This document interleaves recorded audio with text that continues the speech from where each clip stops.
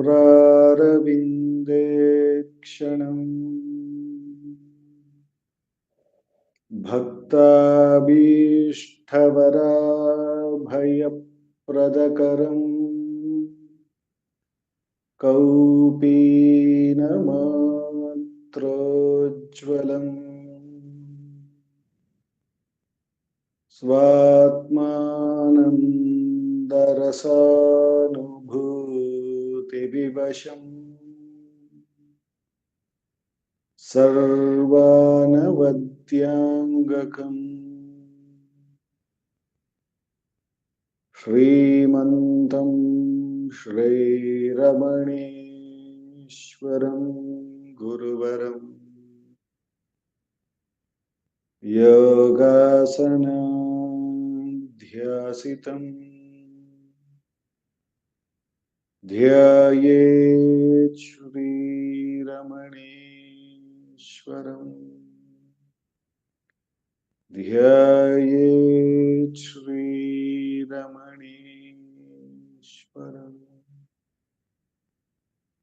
ध्यायेत् श्रीरमणेश्वरम् हृदयकुहरमध्ये केवलं ब्रह्ममात्रम् यहमहमिति साक्षादात्मरूपेण भाति हृदि विषमनसा स्वं चिन्वतामच्युताव पवनचलनरोधा आत्मनिष्ठो भवत्वम्।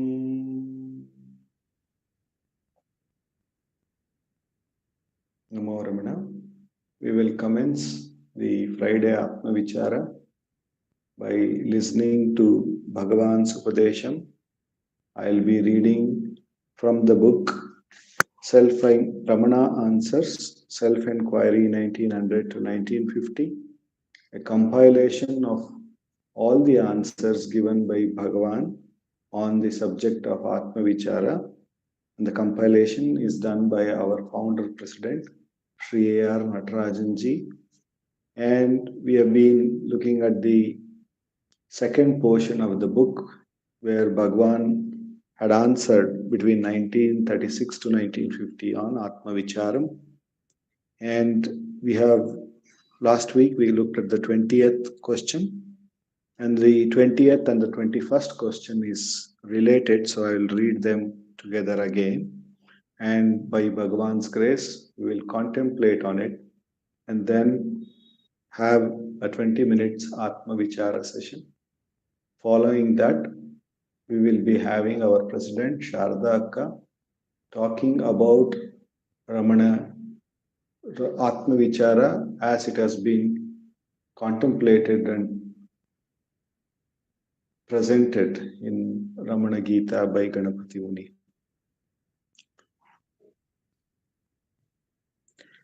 Question number 20. Devotee, did not Mr. Brunton find you in London? Was it only a dream? Bhagavan, yes, he had the vision. He saw me in his mind. Devotee, did he not see you? Did he not see your concrete form? Yes, he is still in his mind. So the first question is, did not Mr. Brunton find you in London? Was it only a dream? Bhagavan says, yes, he had the vision. He saw me in his mind. Then devotee asks, did he not see your concrete form? And Bhagavan says, yes, still in his mind. What is Bhagavan saying? Even this solid concrete objects that we are experiencing is only mental imagination. And Bhagavan says, Kabhalita Ghana Vishwarupa Kiranavalya. This Ghana Vishwarupa, which is the solid which appears, but when contemplated, when we do the vichara, it can be seen how it actually is in the knowledge, and it is absorbed in that true knowledge. So, Bhagavan here says that, and we also know the incident where Bhagavan was asked, what would you request of Arunachala if he appeared in name and form in front of you? And Bhagavan says, I would ask him not to come in that way and bewilder us. I am paraphrasing it here. So, in a sense that other than self, Bhagavan is saying there is nothing else. In the pot and the pot space and the actual universal space that we have been contemplating for the last few weeks, there is absolutely no differences. Actually, the space has no difference with whether it's within or the space outside. It doesn't know within and without and all of it. But there is some entity which seems to create these differences, that something is within, something is without. That, what is that entity? What is that which gives this narration that something is within and something is without? Creates a division where there isn't any division. If there is no division and somebody is going on saying, no, there is division, then it has to be only an illusion. It can't be real, because reality is one and it is undivided. And therefore, the one who is imaginarily creating the division, it has to be an imaginative thing itself or non-existent itself. And Nanda Kumarji also shared in the morning satsang that the wave doesn't know anything about, the ocean doesn't know anything about the wave. The ocean, it is just the ocean, but only an onlooker, an imaginative figure which uses thoughts, creates this difference that this is ocean, that is wave, and makes a difference. And because that onlooker or that person who is making the difference, giving that narration, is given all the reality, instead of looking at that common truth, that one truth which alone is, we can see how much of bewilderment that we go through. So, what should one do? One should see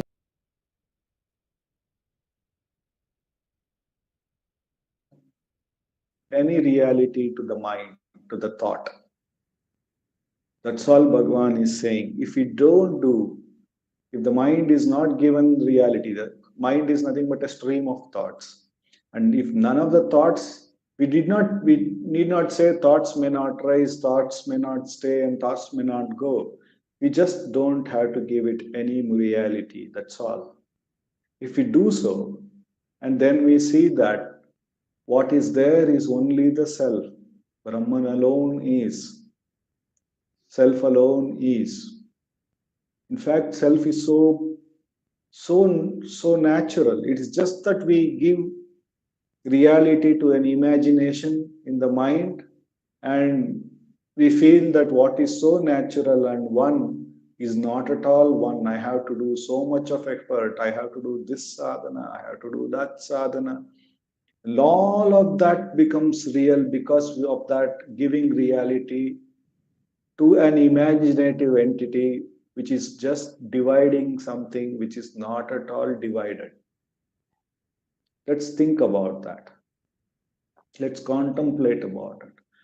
What is the effort that we end up doing every day by entertaining that division? If we just imagine how much of time, how much of energy, and how much of, like, we not only we believe in that division, we hold on to that division to acquire more knowledge, which is again outward turn, holding on to that division as real. And therefore, we are in that vicious loop because we're given the fundamental reality to the division itself. So the mind, when the name in the form of a thought appears, the form also appears, and both of them are unreal. It's the name which appears as the form. But to whom? When we inquire that, then we see that Brahman alone is. And if we understand the gravity of the problem that we get into when we give reality to the idea of division, one would stop entertaining it. One would think very strongly about why Bhagavan's Atma Vichara is a real medicine, because that medicine, as the division is rising in the form of a thought, asks us to diligently inquire to whom is this, and see that it is for me, the individual, who itself is a imaginative entity. And then further, by inquiring who am I, and realizing that this entire division, if I were to entertain, there is no end to it. It makes everything appear so real, whereas what is so natural, so much given to all of us, is that there is only one truth, which we are. But if we hold on to this imagination of division, if we entertain this thought of division, then there is so much of effort, so much of thing that we continue to do. So all we need to do is not give reality to it, not entertain it, but understand that there is only the self, there is only that presence, there is only that being consciousness and silence. All thoughts rise, sustain, and then again have to get back to that truth itself, get absorbed in it. And therefore, all the name, all the forms get absorbed in that real gnana, real knowledge, where self alone is. In that true knowledge, everything is absorbed. Kabalita Ghana Vishwarupa, in that knowledge. And then the knowledge, Bhagavan says, there is no gnani also. The gnana alone remains. Even the individual idea is a sort of a gnana, but because it is a division, an idea of division, and which is not real, therefore it is called agnana. Then naturally gnana alone remains and shines, and which is what Bhagavan takes us and makes us free of all this division by repeatedly inquiring every thought when it rises, cutting it at the root. And the root is the I, the first and the foremost division. By repeatedly cutting it at the root, Bhagavan makes it that the truth alone is effortlessly given, effortlessly present for as the substratum, as the reality. All we need to do, all the effort is only to remove the division or giving reality to the division. And if we don't entertain it, we see that the mind is absorbed in that one truth which alone is.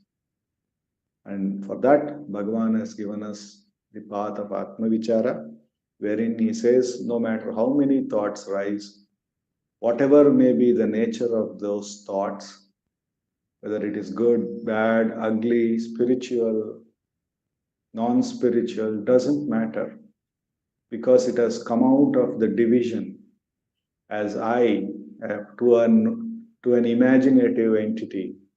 It becomes important to question to whom is this thought, and the answer will come as I, which is also an imaginative thought. Thereupon, if we really inquire, who am I? What do I really refer to as I? And see that there is absolutely, it was all an imagination, and simply remain holding on to that I because it is unreal, it gets absorbed in the truth where there is no I thought also. The truth shines automatically by itself. And that is the path given to us by Bhagavan. With the immense grace of Bhagavan, with which alone we have come to this most direct path. The next 20 minutes, let us do Atma Vichara.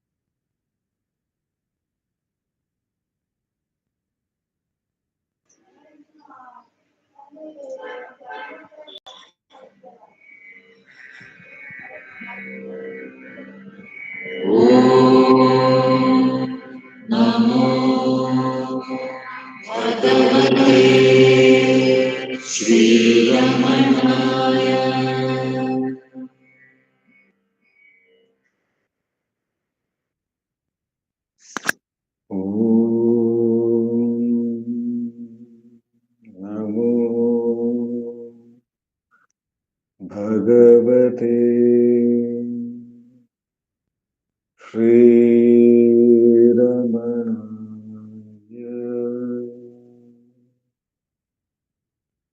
Over to Sarada ka.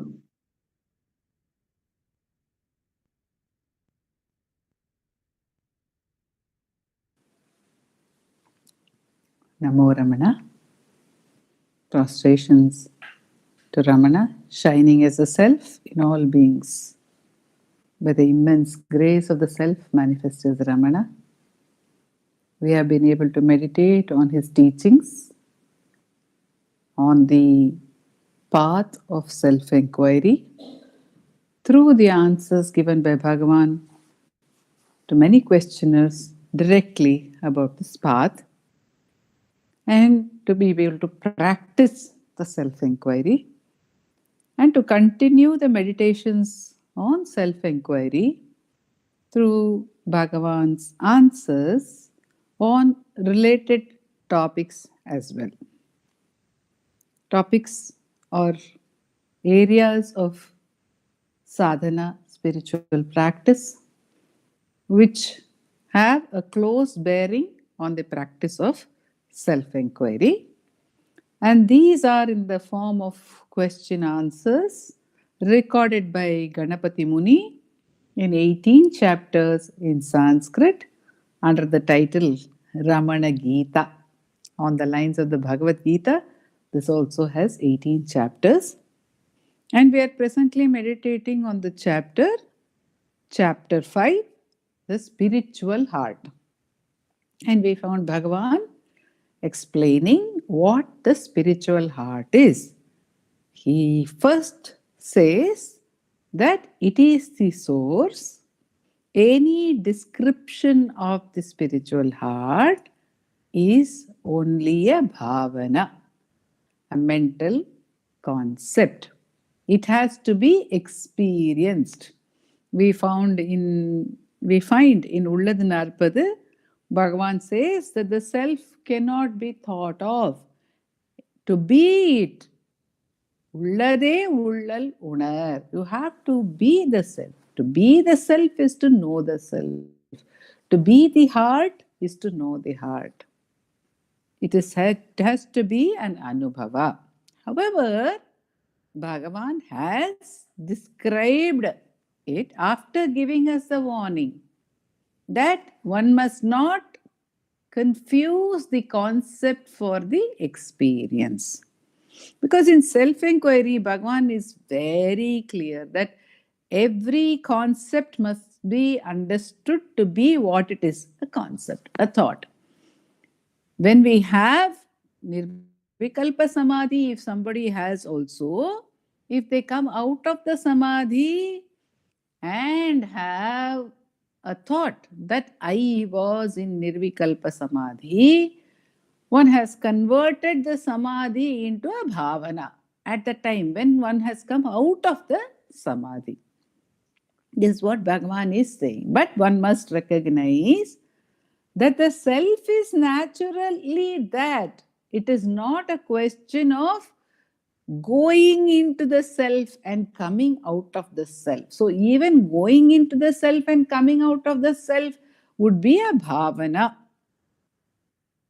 So Bhagavan is saying that it is a bhavana. The spiritual heart is a bhavana. However, it is a very, very important support which Bhagavan has given us to self-inquiry, especially the aspect of self-inquiry which is whence am I?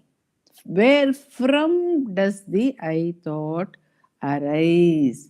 Aham ayam kuto bhavati. Where from does it rise? Bhagavan asks in Upadesha Saram. Again, in Ashtakam, Bhagavan says, without the I thought, no other thought is there. In Raham enum நினைவெனில் பிற ஒன்றும் இன்று அதுவரை. பிற நினைவெழில், if other thoughts arise, arch, எர்க்கு. So, for whom is this thought? And Bhagavan also says, from where does this I spring? Erku, from where? Yendre, aham uditalam yedu, which is the point, which is the source from which the I thought arises. Yedu ena ullaldu. So you dive deep within, asking from where does this I thought arise? Such diving deep, ulat visurin.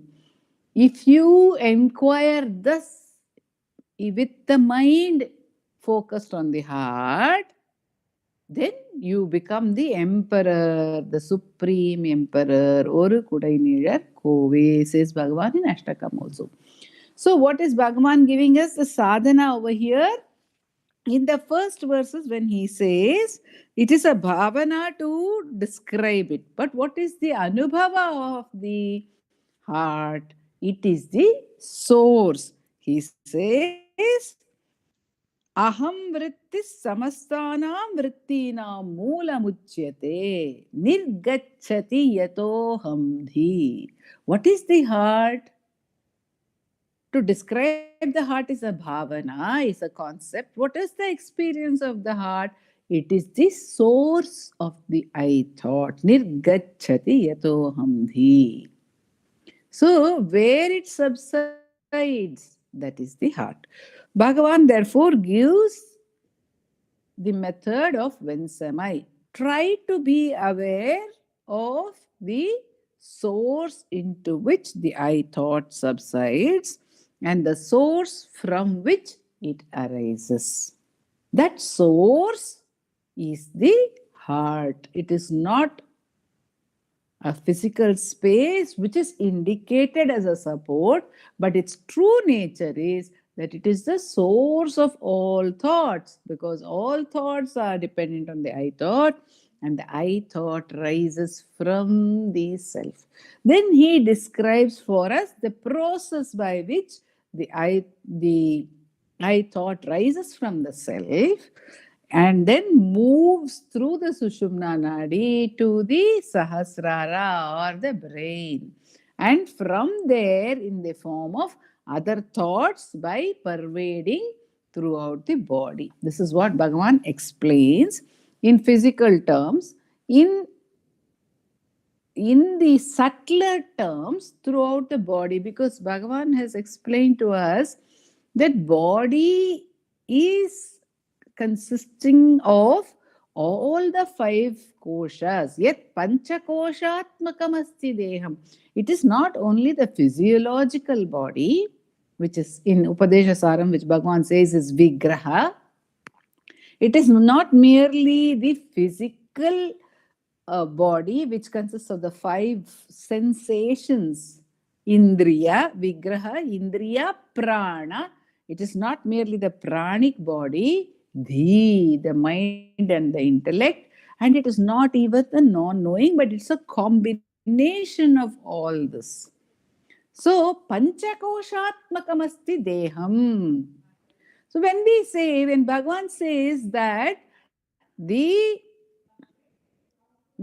Shakti or the energy of the self pervades our body, it doesn't mean that it pervades only the physical body. It means that it pervades every aspect. It pervades the breath and it pervades thought, which is all part of the body, which is part of the 5 koshas. The 5 sheaths of the body are all pervaded by the energy of the self through the I thought.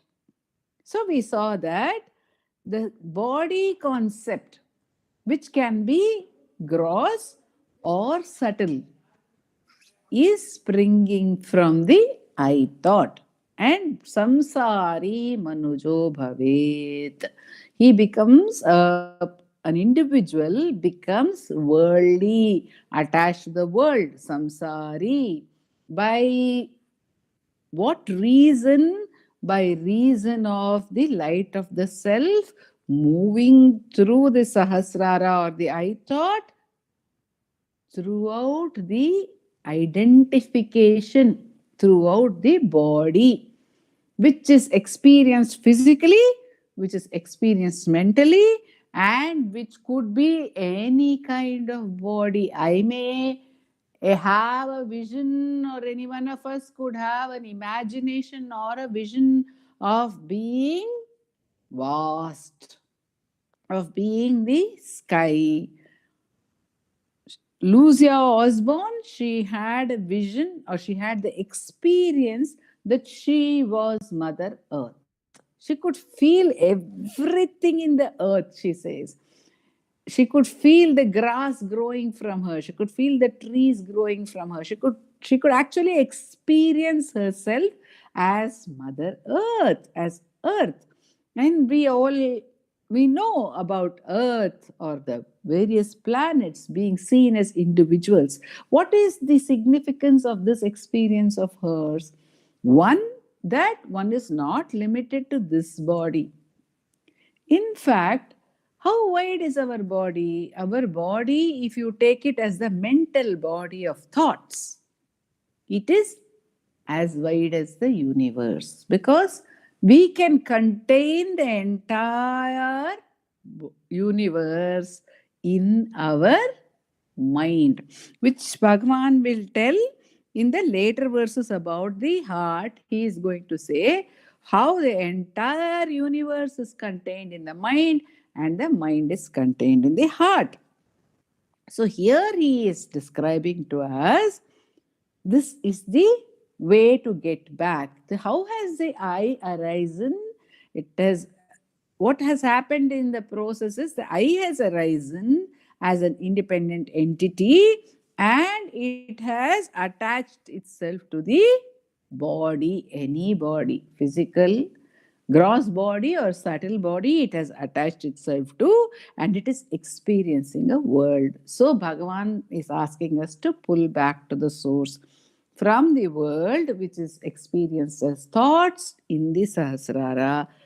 Pull the attention back to the I by asking for whom are these thoughts, and then one could ask, who am I? Or one can try to see where from is this I arising. In this concept, Nandakumarji sometimes tells us about Bhagavan's explanation in one place in the talks, where Bhagavan says, when Samai is the devotional approach to self-inquiry.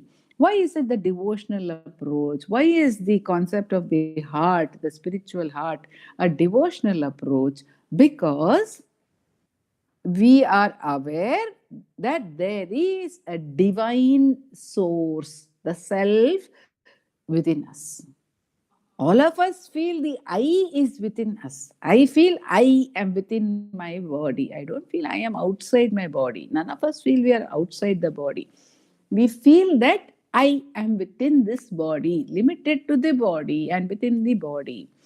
But what is this telling us? That the heart, the spiritual heart is within us, means the divine or the self can be experienced within the body. Sadhu Om Swami, in his song of Dhyana, the Dhyanam song, he says, Ingu kanda piragudan இருப்பதெல்லாம் அவன்மயம், எங்குமுள்ள கடவுளை இதய குகையில் காணலாம். That supreme, that divine, which is all pervading, can be experienced, can be seen revealed in the heart.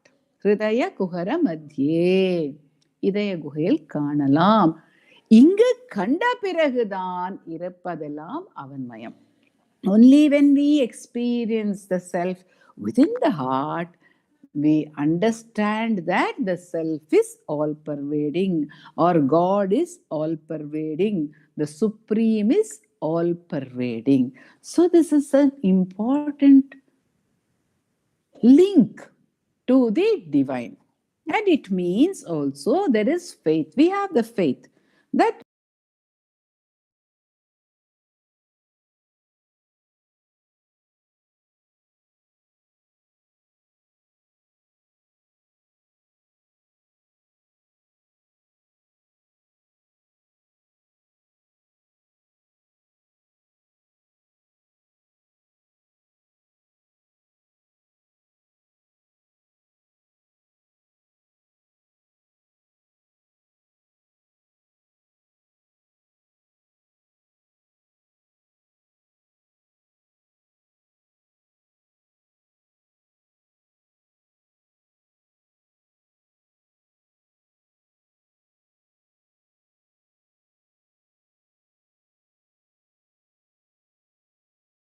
Spurana.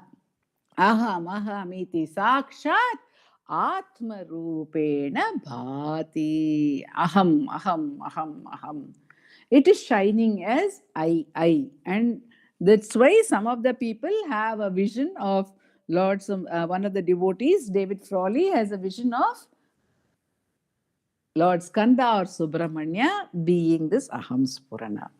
Shiva is the self, and Skanda is the Aham Spurana, the child of bliss, the child of the self, the child of that Shakti, Shiva Shakti, that consciousness, that Aham Spurana is there.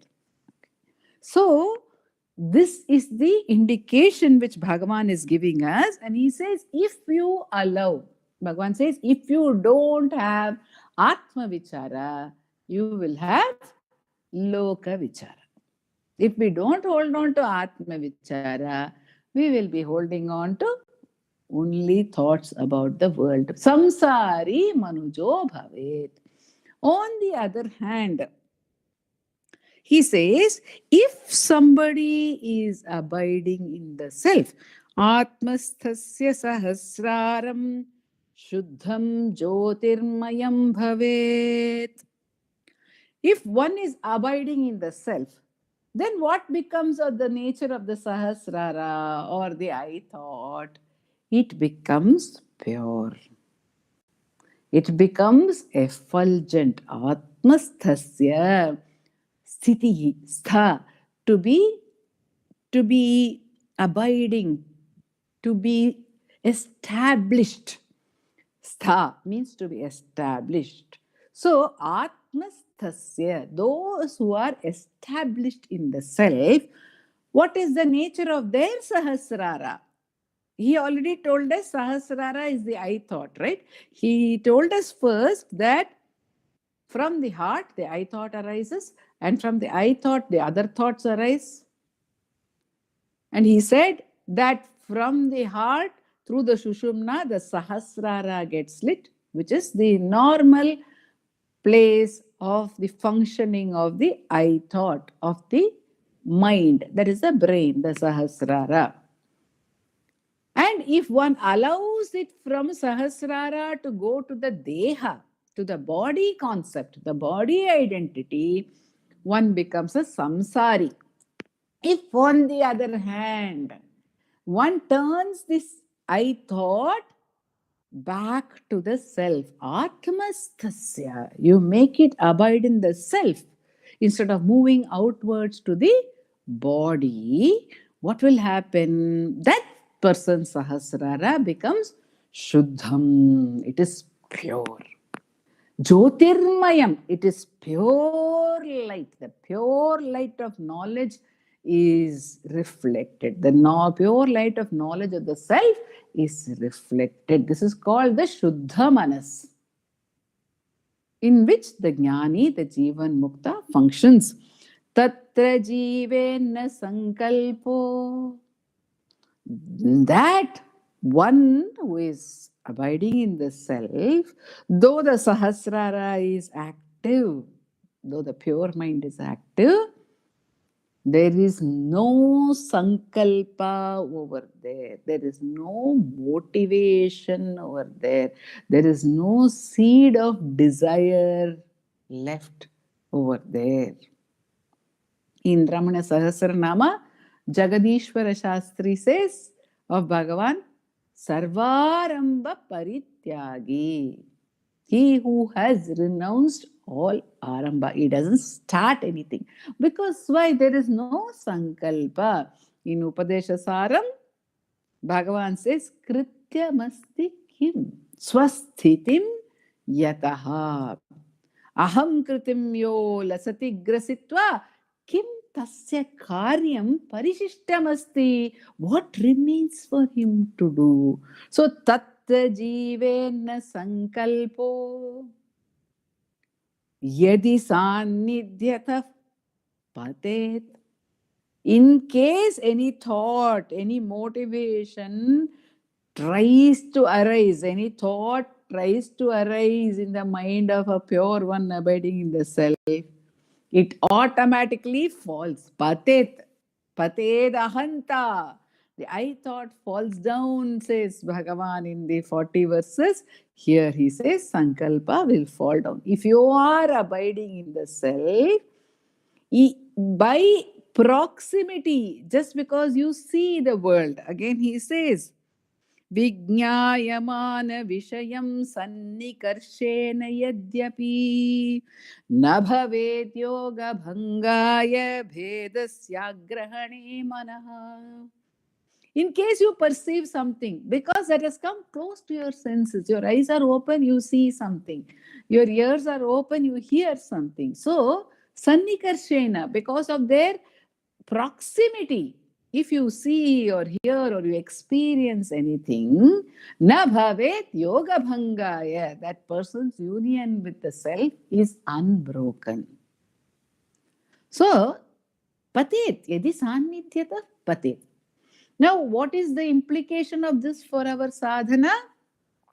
We can understand that until even a single sankalpa arises, we must continue to pursue self-inquiry.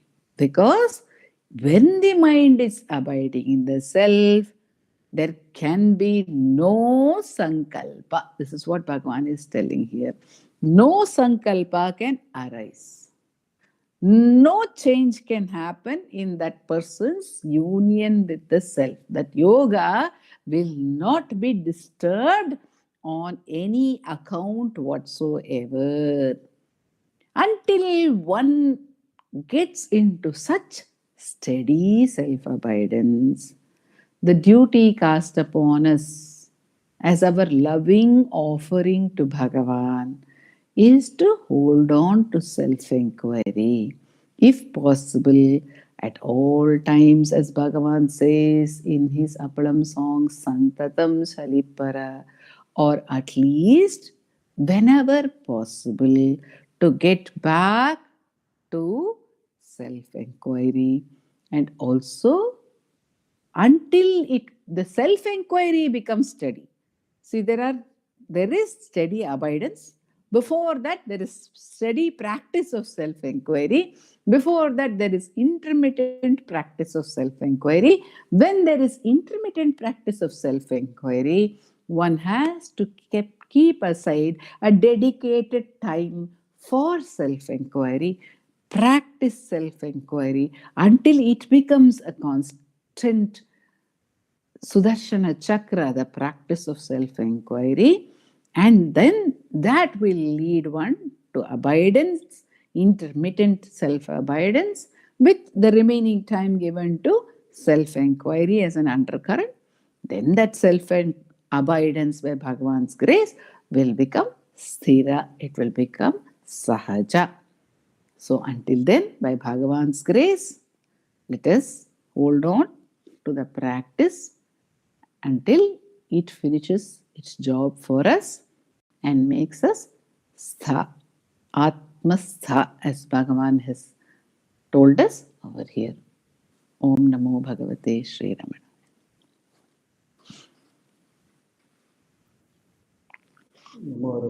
Thank you, Akka.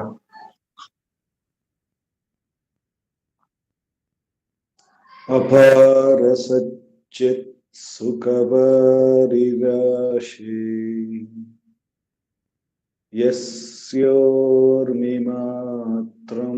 भुवनं समस्तं गुहाहितं तं रमणं गभीरम् चिन्ताविहीनं हृदि चिन्तयामि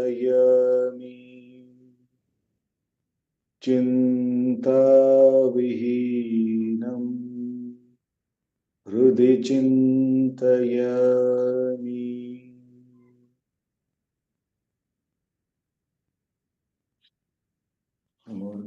Namo Ramana, thank you, Dileep.